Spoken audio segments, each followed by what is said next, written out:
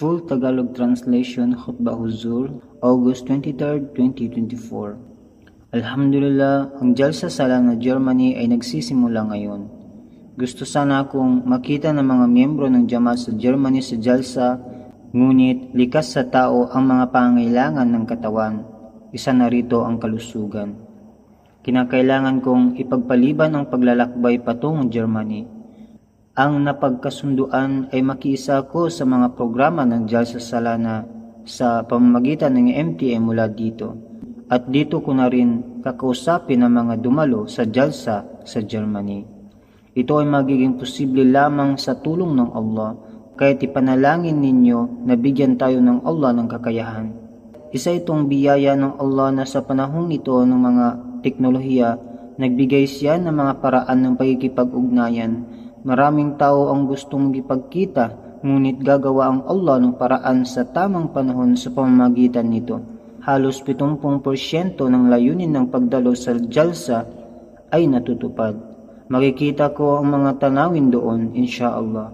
Habang nakikita ko ang mga tao na nakaupo, ipinapanalangin ko na gawing matagumpay ng Allah ang Jalsa at ang lahat ng mga programa nito sa bawat aspeto, at bigyan ng kakayahan ng mga tao na makakuha ng kabuuang benepisyo mula rito. Ang Jalsa ngayon ay sinasagawa sa ibang paraan kaysa nakasanayan na ng Jamaat sa Germany. Ang mga Jalsa ay karaniwang ginaganap sa mga hall at nakaayos na mga lugar, at hindi gaanong kailangan ang mga pagbabago sa mga paghahanda ng mga organizer. Ngunit ngayon, dahil ang Jalsa ay sinasagawa sa isang open space, magkakaroon ng konting kahirapan ang mga organizers at pati na rin ang mga dadalo. Dapat ang layunin ng parehong organizers at dadalo ay makamit ang layunin ng Jalsa kahit na may mga pagsubok. Huwag magreklamo o magalit sa mga kahirapan. Sa paglipas ng panahon, magiging mas maayos din ang mga paghahanda. Ganito rin ang nangyari sa UK, kung saan nagkaroon ng mga pagsubok, ngunit ngayon mas maganda na ang sistema. Dapat maunawaan ng lahat na dapat nating bigyan ng prioridad ang ating layunin sa kabila ng anumang pagsubok. Kamakailan lang nagkaroon ng Jalsa Salah na UK. Bagaman may mga kakulangan, patuloy na nagsusumikap ang mga organizers upang pagbutihin ito sa hinaharap. Kung magkakaroon ng kooperasyon ang lahat ng dadalo at mga organizers ay gagawin ang kanilang buong makakaya, magiging matagumpay ang Jalsa Salah. Gusto kong ipaalala sa mga volunteers na ang inyong pangunahing tungkulin ay maglingkod sa mga bisita ng buong puso at maging mabait at magalang sa lahat ng pagkakataon. Ipakita ang magandang asal sa bawat bisita. Dapat ipagpatuloy ng mga volunteers ang paglilingkod sa mga bisita ng Hazrat Masih Maud alayhis salam na naglakbay upang dumalo sa Jalsa. Anuman ang mga sitwasyon, kailangang itaas natin ang ating antas ng moralidad at magpatuloy sa paglilingkod. Sa Jalsa Salah ng UK, ipinaliwanag ko ang layunin ng Jalsa. Ito rin ang ating layunin dito sa Germany. Kailangan itanim ng bawat Ahmadi ang mga layuning ito sa kanilang puso. Sa ganitong paraan, ang bawat isa ay magpapasakop sa kalooban ng Allah at makakamtan ng kanyang kasiyahan. Ito ay isang malaking biyaya ng Allah na pinagkaloob sa atin sa pamamagitan ng Masih Maud alayhis salam, ang pagkakataong magsama-sama tuwing isang beses sa isang taon upang mapalago ang ating spiritual at moral na pamumuhay. Dapat tayong mag-organisa ng mga programa na maglalapit sa atin sa Allah at magpapalakas sa ating kabanalan. Dapat din nating itaguyod ng mataas na antas ng paggalang sa mga karapatan ng isa't isa, palakasin ang pagmamahal, pagkakaisa at mga relasyon sa pagitan ng mga kapatid. Alisin ang mga sama ng loob at sikaping makamit ang kasiyahan ng Allah. Dapat nating iwasan ang anumang uri ng kalokohan, sapagkat ito ang inasahan ni Hazrat Masih Maud alayhis salam mula sa atin. At ito rin ang nakalulugod sa Allah Ta'ala. Ginawa tayo ng Allah bilang tao at bilang mga pinakamarangal sa kanyang mga nilikha, Ashraful Khaliqin. Kaya't bawat Ahmadi na dadalo sa jalsa ay dapat tandaan ang mga bagay na ito. Kung hindi natin hinahangad ang kasiyahan ng Allah, kung hindi tayo nagsusumikap na magpabuti sa kabanalan, moralidad at sa ating mga asal, at kung hindi natin natutupad ang mga karapatan ng ating mga kapwa, mawala ang kahulugan ng ating pagdalo sa jalsa salana. At wala itong magiging benepisyo. Ang mga panalangin ni Hazrat Masih Maud salam ay mapupunta lamang sa mga nakakaunawa sa layunin ng jalsa, sa mga nakakaunawa sa dahilan kung bakit sinimulan ni Hazrat Masih Maud salam ang mga jalsa. Sinabi niya na hindi niya nais na tipunin ng mga tagasunod para lamang sa pagpapakita ng kapangyarihan, kundi upang makamit ang isang mas mataas na layunin. Ang pangunahing dahilan at layunin ng jalsa na pinag-utos ng Allah sa pamamagitan ng kanyang kautusan ay upang mapalapit tayo sa kanya. Kaya't bawat Ahmadi ay dapat panatilihin ang mga layuning ito sa kanilang isipan. Lahat ng Ahmadi saan man sa mundo ay dapat panatilihin ito sa kanilang harapan, hindi lamang sa oras ng jalsa. Ngunit kayong mga dumadalo sa jalsa ay dapat lalo na itong alalahanin. Kung gagawin ninyo ito, matutupad ninyo ang layunin ng inyong pagdalo sa jalsa at doon lamang kayo makikinabang sa inyong pagdalo. Kapag buong puso ninyong hinangad ang mga layuning ito, kung hindi tayo nagtatag ng relasyon sa Allah at hindi tayo nagpapabuti sa ating moral at spiritual na kalagayan, mawala ang layunin ng jalsa. Si Hazrat Masih Maud salam ay pinakita ang kanyang kalungkutan sa mga taong dumalo ngunit hindi nagtatag ng takwa. Sinabi niya na kung libo-libo man ang mga dumalo sa jalsa ngunit hindi nila natamo ang layunin nito na mapalago ang takwa, wala ring silbi ang kanilang pagdalo. Kung gagawin ninyo ito, matutupad ninyo ang layunin ng inyong pagdalo sa jalsa. At doon lamang kayo makikinabang sa inyong pagdalo kapag buong puso ninyong hinangad ang mga layuning ito. Kung hindi tayo nagtatag ng relasyon sa Allah at hindi tayo nagpapabuti sa ating moral at espiritual na kalagayan, mawawala ang layunin ng jalsa. Si Hazrat Masih Maud salam ay pinakita ang kanyang kalungkutan sa mga taong dumalo ngunit hindi nagtatag ng takwa. Sinabi niya na kung libo-libo man ang dumalo sa jalsa, ngunit hindi nila natamo ang layunin nito na mapalago ang takwa, wala ring silbi ang kanilang pagdalo. Sinabi ng Hazrat Masih Maud salam na ang lahat ng mga tapat na sumali sa jamaat at sumumpa ng kanilang beat ay dapat ipakita ng layunin ng kanilang pagsumpa ay upang palamigin ang pagmamahal nila sa mundo at pasiglahin ang pagmamahal sa Allah at sa kanyang sugo sallallahu alaihi wasallam. Dapat silang maghanda sa paraang ang kamatayan ay hindi magiging isang kinatatakutan. Ipinahayag ni Hazrat Masih Maud salam ang napakalaking inasahan niya mula sa atin na dapat nating ipaibabaw ang pagmamahal natin sa Allah at sa kanyang sugo sallallahu alaihi wasallam kaysa anumang bagay sa mundo. Walang pagmamahal sa mundo ang dapat na mas malaki kaysa ating pagmamahal sa Allah at sa kanyang sugo sallallahu alaihi wasallam. Sa ganitong paraan, maunawaan natin ang relihiyon, ang buhay sa kabilang buhay at maging ang mundong ito. Kaya't ang lahat ng dadalo sa jalsa ay dapat laging sa isip ito at alalahanin ito sa loob ng 3 araw ng jalsa. Ulit-ulitin ang mga ito sa inyong isipan. Kung magawa ninyo ito, ibig sabihin ay natamo ninyo ang layunin ng pagdalo sa jalsa. At kung hindi natin pinalagahan ang mga biyaya ng Allah. Ito ay isang napakalaking biyaya na binigyan tayo ng Allah ng pagkakataong makilala at sundin si Hazrat Masih Maud salam. Kung hindi tayo nagsusumikap na makamit ang mga layunin ng kanyang beat, hindi natin tinupad ang ating tungkulin sa kanya.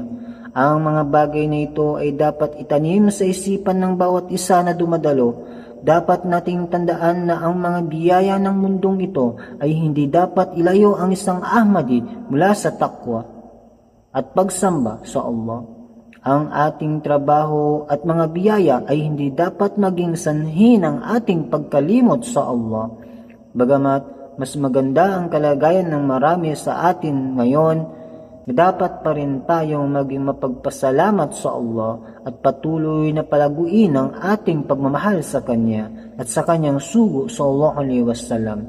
Patuloy nating pagsikapan na itaas ang ating antas ng kabanalan at maging mas mabuti.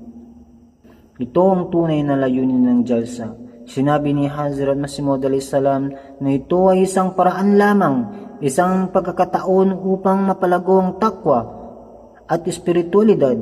Ang jalsa ay hindi lamang isang simpleng pagtitipon, ito ay isang paraan upang itaguyod ang pagsasanay at pagunlad ng espiritual sa ilalim ng gabay ng Allah. Sinabi niya nang sinumang sumali sa bay'at ay dapat na patuloy na itaas ang kanyang mga pamantayan ng kabanalan. Kapag tayo ay dumadalo sa jalsa, nararapat tayong dumalo ng may layunin na lalong pataasin ang ating takwa kumpara sa dati. Dapat bawat Ahmadi ay magsikap upang makamit ang mga layuning ito. Sinabi ni Hazrat Masih Maud alayhis salam na ang kanyang hangarin ay upang may balik ang tunay na kaalaman na nawala na sa mundo, pati na rin ang tunay na takwa at kalinisan ng puso na bihira ng matagpuan sa panahon natin. Sinabi niya na lahat ng mga taong nagbibilang ng kanilang mga sarili bilang bahagi ng kanyang jamaat ay maibibilang lamang bilang mga tunay na miyembro kung sila ay tunay na naglalakad sa landas ng takwa. Kaya dapat nating panatilihin sa ating mga puso ang kadakilaan ng Allah at isagawa ang kanyang pagkaisa, tauhid, hindi lamang sa salita, kundi pati na rin sa ating mga gawain, upang ang Allah ay pakita ang kanyang biyaya at awa sa atin sa pamamagitan ng kanyang mga gawa. Dapat nating laging tandaan ang mga aral ni Hazrat Masih Maud alayhis salam at isabuhay ang mga ito, sapagkat ito ang tunay na layunin ng pagdalo sa jalsa at ang pagiging isang tunay na Ahmadi. Ang mga biyayang ipinagkaloob ng Allah sa atin ay dapat nating gamitin ng mabuti. Sa mga araw ng jalsa, dapat tayong magsikap na linisin ang ating mga sarili mula sa lahat ng uri ng kasalanan at dungis ng mundo, na may layuning panatilihin ang ating mga sarili sa ganitong kalinisan kahit matapos ang jalsa, at palaging unahin ang relihiyon kaysa anumang bagay.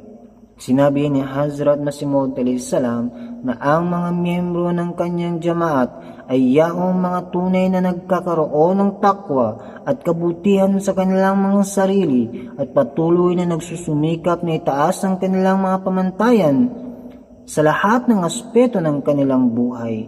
Sinabi niya na dapat nating isikaping makamit ang kasiyahan ng Allah sa pamamagitan ng ating mga gawain.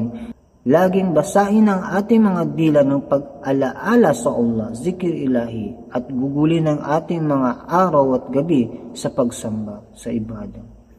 Habang patuloy tayong nakikipag-ugnayan sa lipunan, sa jamaat, dapat tayong maging maingat na huwag tayong maging abala sa mga bagay ng mundo na maglalayo sa atin sa Allah. Dapat tayong magpakita ng tunay na determinasyon na maghanap ng kasiyahan ng Allah sa bawat aspeto ng ating buhay. Sinabi ni Hazrat Masih Maud alayhis salam na alalahanin ang mga tunay na alipin ng Allah ay yaong mga tungkol kanino. Sinabi niya, kapag ang puso ay nakabuo ng tamang kaugnayan at pagmamahal sa Allah, hindi na ito nahihiwalay. Gayon din ang mga taong bumubuo ng tamang kaugnayan at pagmamahal sa Allah ay hindi kailanman nakakalimot sa Kanya sa anumang kalagayan. Kaya ang pag-alaala, pagzikir ilay at pagbanggit sa Allah ay dapat laging maging gabay sa lahat ng mananampalataya. Palaging maghanap ng paraan na ang bawat kilos ay naaayon sa kalooban ng Allah at panatilihing basa ang dila sa pagbanggit sa Kanya at iwasan ang mga gawain na ipinagbabawal Niya.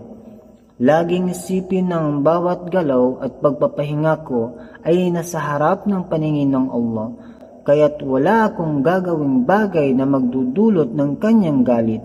Ito ang nais na ipakita sa atin ni Hazrat Masih Maud salam at dapat tayong magsikap upang makamtan nito. Kaya't ngayong araw, gumawa tayo ng panata na gagawin natin ang lahat ng makakaya upang may sakatuparan ng ating mga ipinangako sa pamamagitan ng bay'a.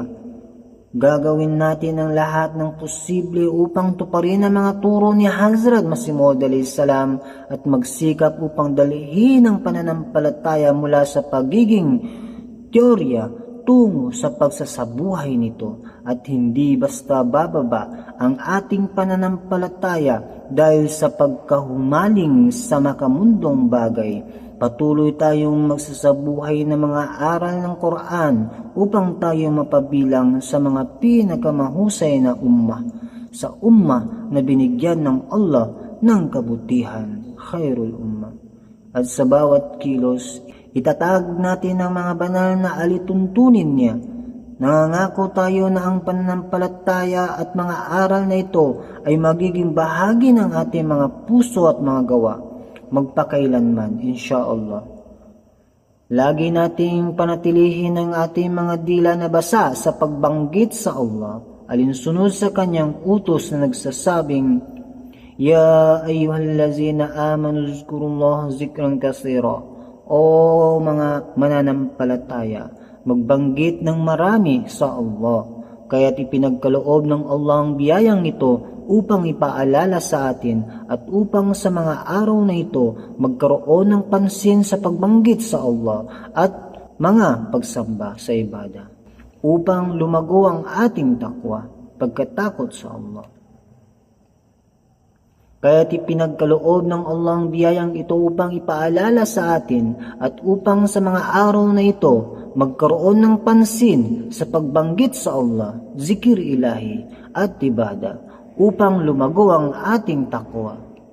Magiging malapit tayo sa Allah at gaya ng sinabi ni Hazrat Masih Maud salam, sa ganitong kalagayan, ang Allah ay magpapakita ng kanyang biyaya at habag sa atin.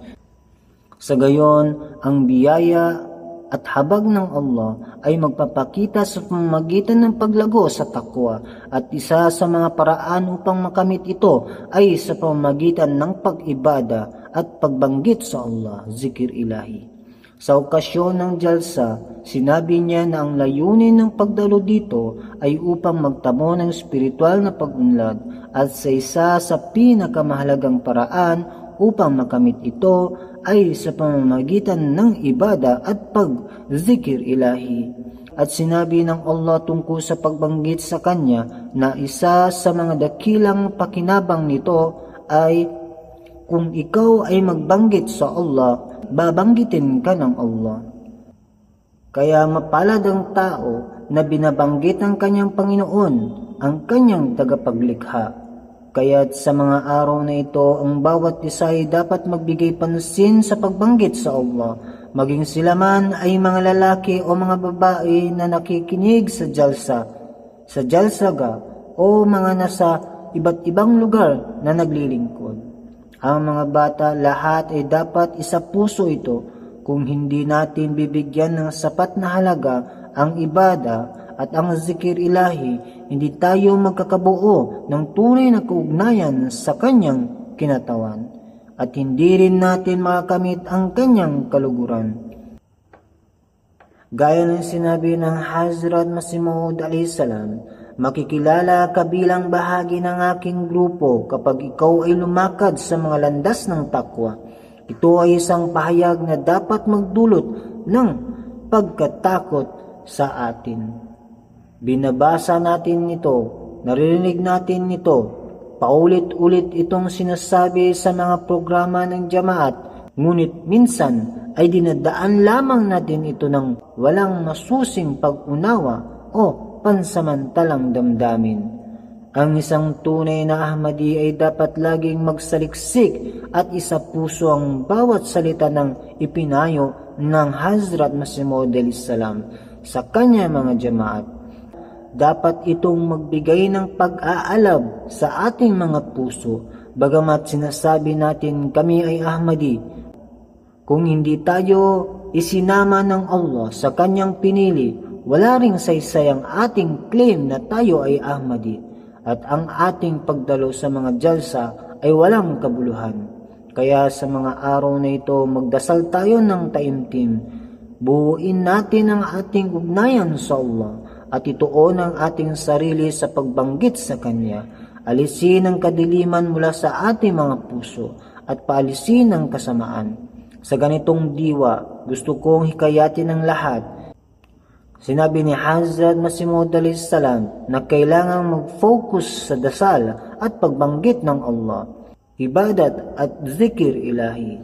Gusto ko ring banggitin dito na si Hazrat Khalifatul Masih Salis ay nagkaroon ng isang panaginip na sinabi sa kanya ng isang tao na kung ang bawat membro ng jamaat ay magbasa ng Subhanallah wa bihamdihi Subhanallahil Azim, Allahumma salli ala Muhammadin wa ala ali Muhammadin 200 beses araw-araw, ito ay magiging mabuti para sa kanila.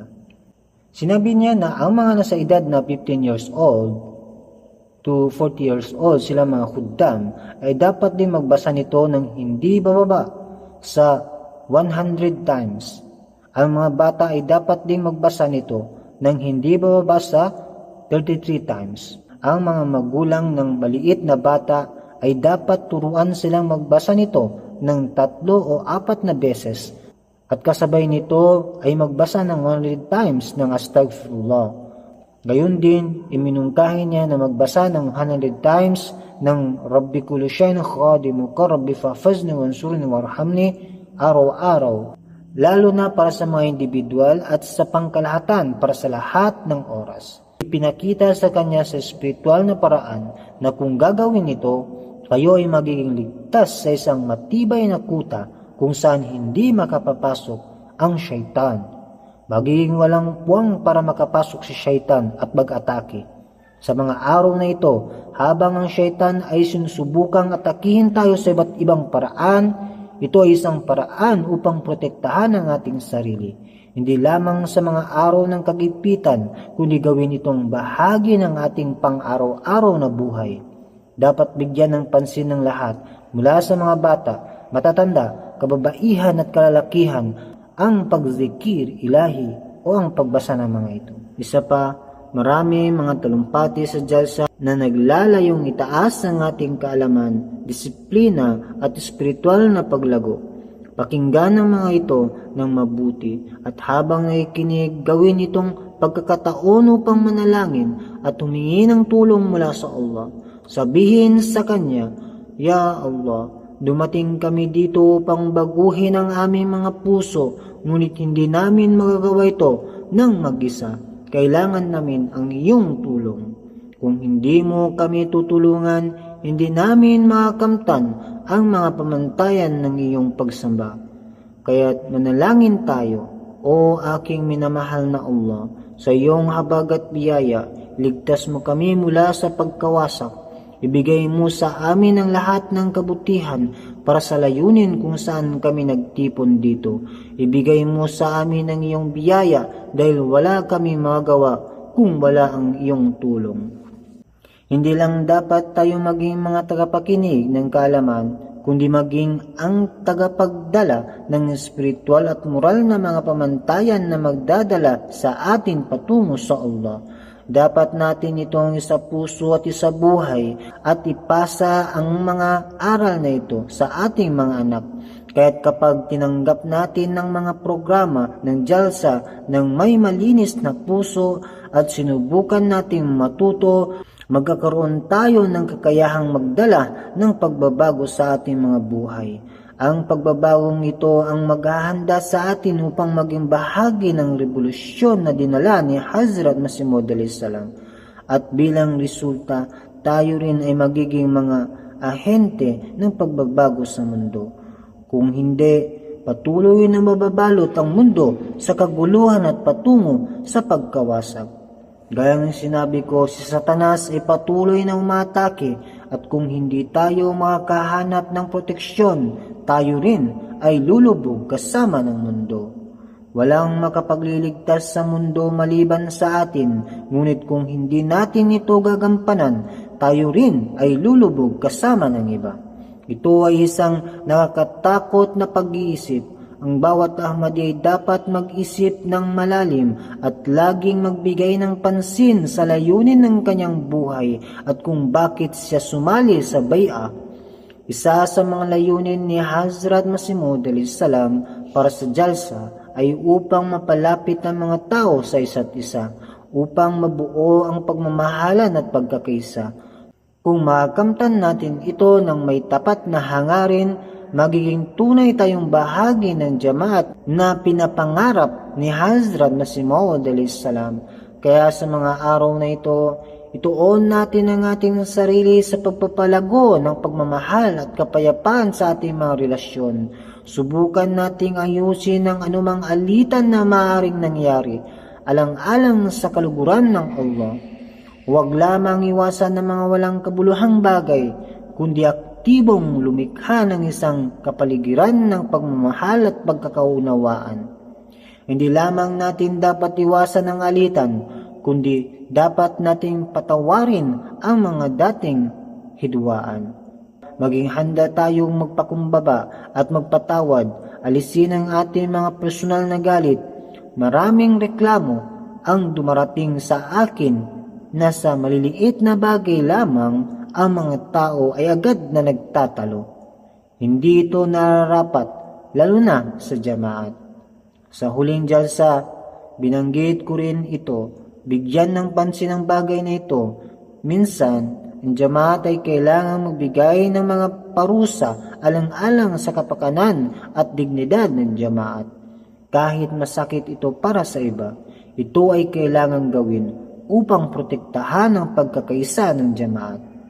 Laging tandaan ng dignidad ng jamaat ay pinakamahalaga kaysa anumang personal na relasyon. Kung tunay na may ugnayan tayo kay Hazrat Masih Maud salam, dapat tayong maging handa na magsisi sa ating mga maling kilos at ayusin ang anumang pagkakawatak-watak o mga hindi pagkakaunawaan.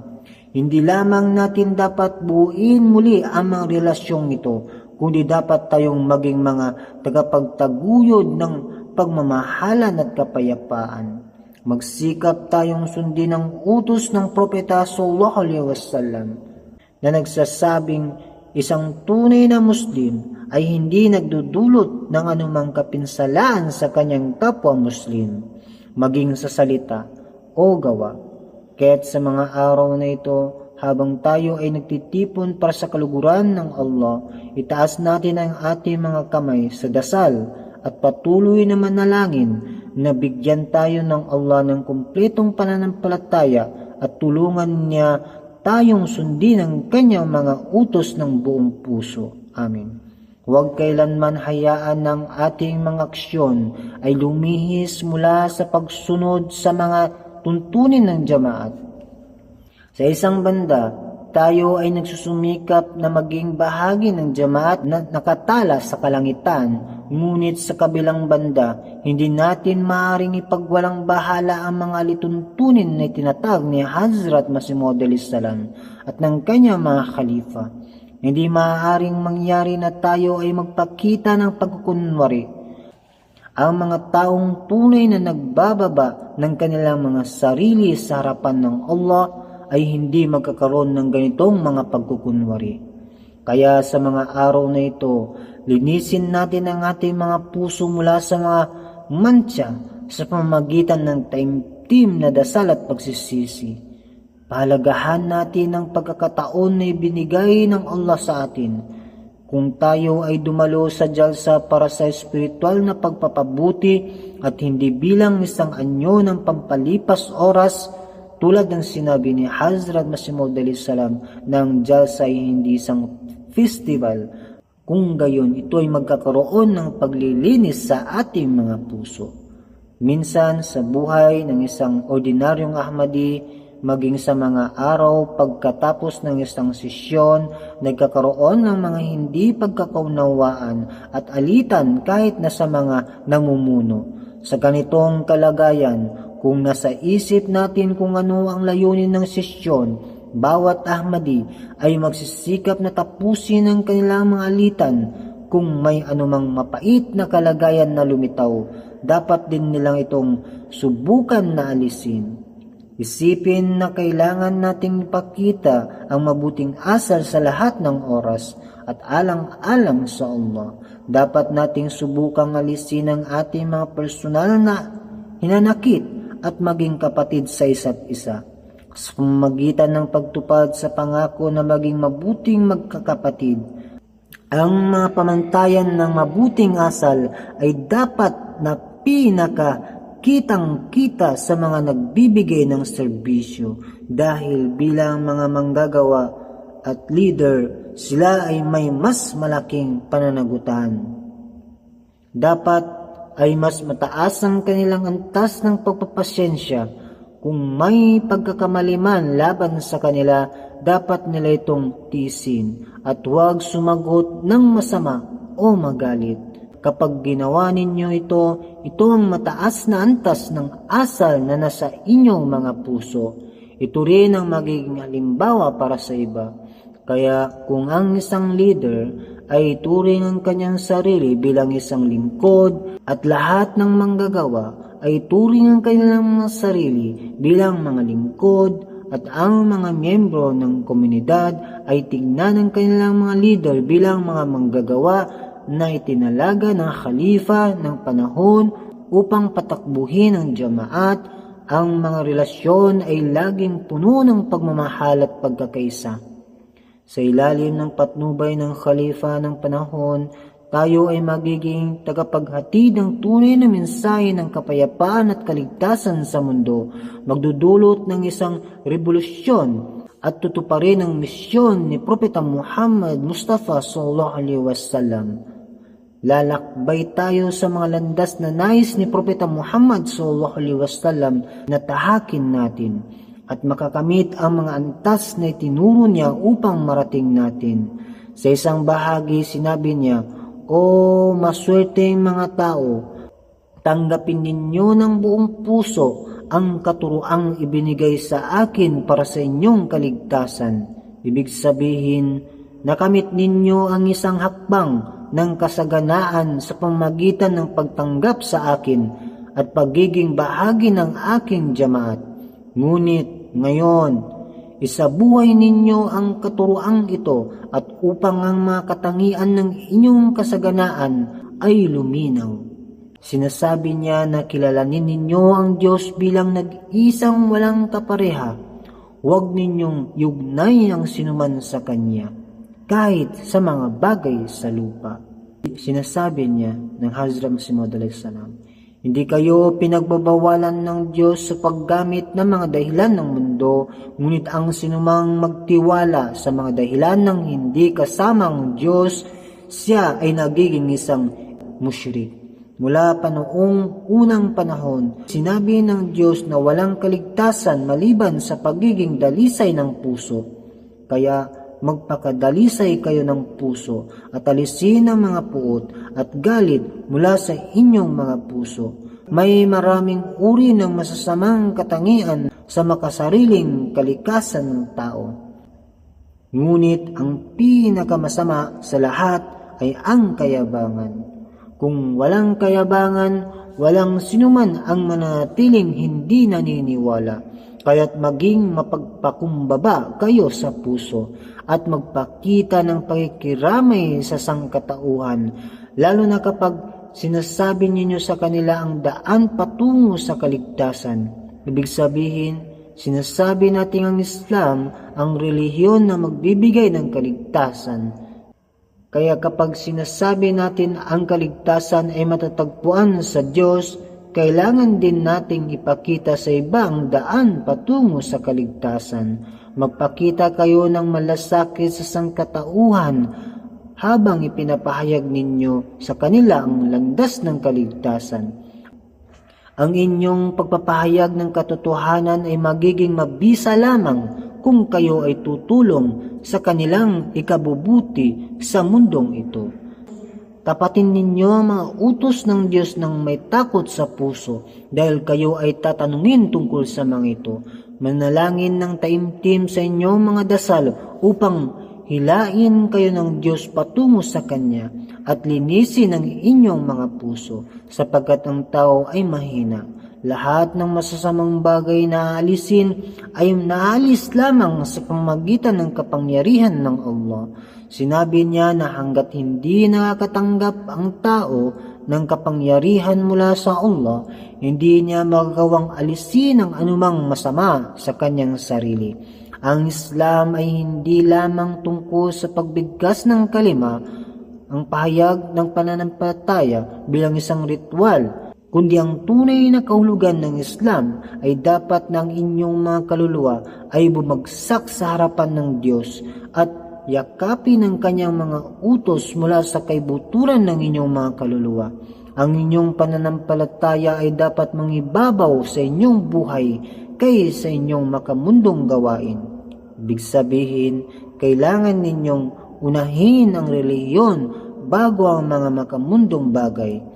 Ang mga pamantayang itinakda ni Propeta Muhammad sallallahu alaihi wasallam ay dapat nating likhain at kamtan sa ating sarili upang tayo mapalaya mula sa mga makasariling galit at sama ng loob.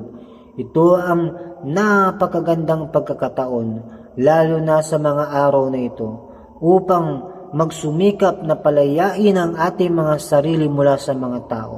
Kaya dapat din tayong magtuon ng pansin sa pagsusuri ng ating mga sarili. Maglaan ng oras upang pag-isipan ito sapagkat sinabi niya na iwasan ang kayabangan dahil ang kayabangan ang nagtutulak sa tao na maging masuwayin. Ang kayabangan ang siyang nagtulak sa mga tao na tanggihan ng mga propeta. Ang kayabangan din ang patuloy na nag-uudyok ng paglabag sa sistemang pangkomunidad at nagtutulak sa tao na lumaban dito. Ang kayabangan na nagiging sanhi ng pag-aaway ng mga tao at ipinapakita nito ang maling pagmamalaki. Kaya magsumikap kayo ng husto upang maiwasan ang kayabangan. Sa gayon, sinabi rin niya na dapat nating linangin ang tunay na malasakit sa sangkatauhan. Ang epekto ng inyong mga salita ay maramdaman lamang kapag kayo ay tunay na nagmamalasakit sa sangkatauhan. Nakikita ng mga tao ang ating mga limbawang pamumuhay at sila ay naaantig dahil nakikita nila na ang mga Ahmadi ay nagpapakumbaba at tapat na nagsisilbi sa kanilang kapwa ng may pagmamahal at malasakit. Ito ay isang tahimik na uri ng misyonero na patuloy kong binibigyan ng diin. Ito ay isang uri ng misyon na naghahangad na maglagay ng katotohanan ng mensahe ng Ahmadiyya sa puso ng mga tao. At tulad ng dati, umasa ko na ang mga taong ito ay magkakaroon ng mabuting impluensya basta't kayo rin ay magsisikap na magbigay ng mabuting impluensya at sa pamamagitan ng pagkilos sa naaayon sa mga turo ng Islam at sa mga katuruan ni Hazrat Masih Maud salam, kayo ay magpapakumbaba at magyuyukod sa harap ng Diyos. Makakamit ninyo ang mga layunin ng sisyon, lalo na ang layunin ng paglinang ng takot sa Diyos, ang takwa. Kapag naganap ito, ang ating mga pahayag ay magiging mabisa at magdadala ng masaganang pagpapala mula sa Allah. Sa kasalukuyan, maraming negatibong pahayag laban sa Islam at sa mga Muslim. Ngunit kapag nakita ng mga tao ang kapayapaan, pagmamahal at pagkakapatiran sa ating mga jamaat, makikita nila ang ating mga mataas na moral. Makikita nila ang ating kaugnayan sa Diyos at marami sa kanilang mga pagdududa at agam-agam tungkol sa Islam ay mawawala. Kaya sa pamamagitan ng ating pagkilos, ipakita natin sa mundo ang isang kapaligirang puno ng pananampalataya. Huwag lamang gawin ito sa loob ng mga araw ng sesyon, kundi pati sa ating pang-araw-araw na buhay. Sa ganitong paraan, magkakaroon ng epekto sa mundo at sasabihin ng mga tao na tayong tunay na sumusunod sa mga tunay na turo ng Islam na siyang makapagbibigay ng kapayapaan at kaligtasan sa mundo. Ito rin ay isang tahimik na paraan ng pagpapalaganap ng Islam na ginagawa ninyo ng walang mga aklat o argumento, ngunit sa pamamagitan ng inyong mga aksyon.